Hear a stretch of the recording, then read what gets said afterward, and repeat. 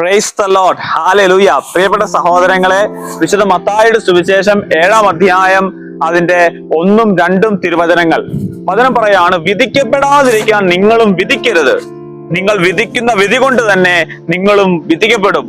നിങ്ങൾ അളക്കുന്ന അളവ് കൊണ്ട് തന്നെ നിങ്ങൾക്കും അളന്ന് കിട്ടും. പ്രിയപ്പെട്ടവരെ, നമ്മൾ ഒരാളെ വിധിക്കരുതെന്ന് വചനം നമ്മൾ ഓർമ്മപ്പെടുത്തുകയാണ്. ഒരുപക്ഷെ ഒരു വ്യക്തി എത്ര കുറവുള്ള വ്യക്തിയാണ്, ഒരുപക്ഷെ ആ വ്യക്തി ഏത് തെറ്റിൽ വീണ വ്യക്തിയാണെങ്കിലും പാപത്തിൽ വീണ വ്യക്തിയാണെങ്കിലും ആ വ്യക്തിയെ നമ്മൾ വിധിക്കരുതെന്ന് ഈശോ നമ്മൾ ഓർമ്മപ്പെടുത്താണ്. അതായത് നമ്മളൊരു വ്യക്തിയെ വിധിച്ചു കഴിഞ്ഞാൽ അതേ തരത്തിലുള്ള വിധിയിൽ നമ്മളും പെടും. ഒരുപക്ഷെ നമ്മൾ ഏത് തരത്തിലാണ് ആ വ്യക്തിയെ കുറ്റപ്പെടുത്തുന്നത്, ആ ഒരു തരത്തിൽ തന്നെ നമ്മളും കുറ്റം വിധിക്കപ്പെടുന്നത് അതിൽ ഓർമ്മപ്പെടുത്തുകയാണ്. അദൃശ്യ പോരാട്ടം എന്ന് പറയുന്ന ഒരു പുസ്തകത്തിൽ ലോറൻസോ സ്കൂപ്പോളി എന്ന് പറയുന്ന ഒരു വൈദികൻ പറയുന്നത് ഇങ്ങനെയാണ്.